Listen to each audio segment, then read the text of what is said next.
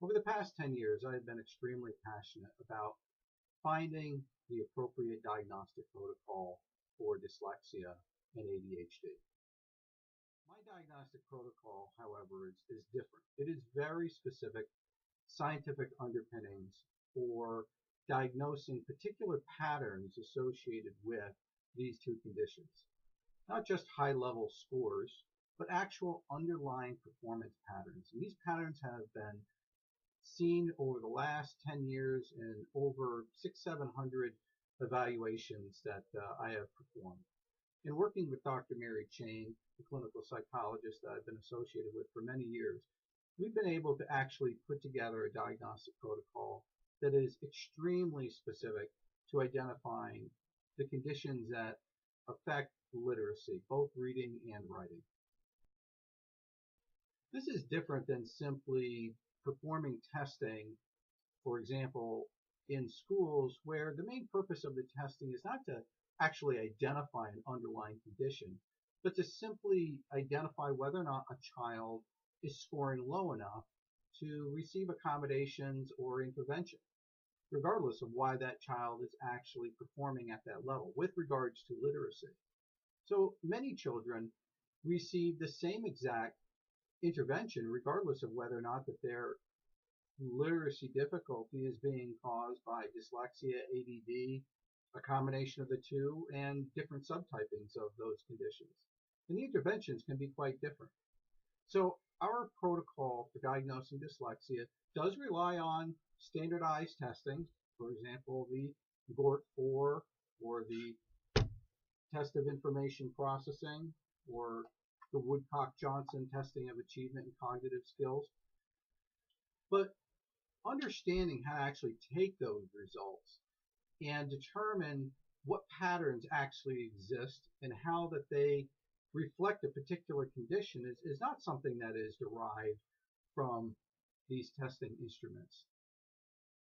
A great example of a pattern that we look for is in word identification, the list of words that a child knows. Well, on a standardized test, it's going to tell you that the child knew 20 words and come up with a particular percentile ranking and grade level. But that really doesn't tell you the story. There are several ways to come up with a raw score, say, of 20. He knew 20 words. Well, what 20 words?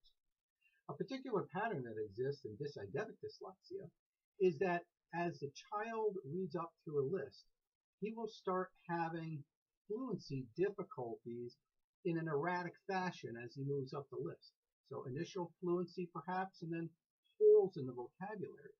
It's very different than someone with ADD, whose pattern typically is reading up the list until they hit a level of that they just don't know anything above. In other words, their vocabulary is fluent and then it tops out. Both those children in this example could have read 20 words, but the underlying pattern is very different. One that is indicative of dyslexia and the other that is indicative of ADD. Now this is about going underneath and finding out for that child what exactly is happening from a neurological level that would impede their reading skills or writing skills, spelling skills. So it takes a very specific set of protocols to look at things like working memory.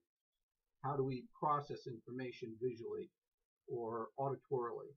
How are we breaking words apart and putting them back together? What is the speed at which we are accomplishing those tasks? How are we storing words and retrieving words?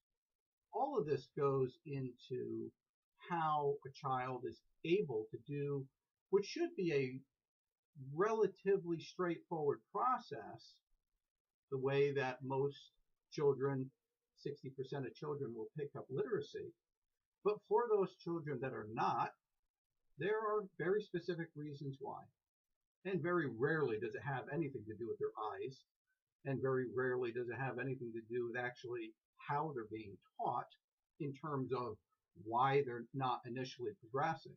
Certainly intervention at the end is a huge reason why specific testing needs to be done.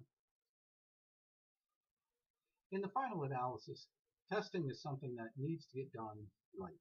It needs to get done thoroughly, and it needs to provide you, the parent, with the information that you need to really help your child understand the condition and the prognosis of how that condition is going to affect your child in the near term and also in the longer term. And our testing, our reporting, our consultations provide you with that sort of information that you need to make the right decisions for your child for now and for in the future.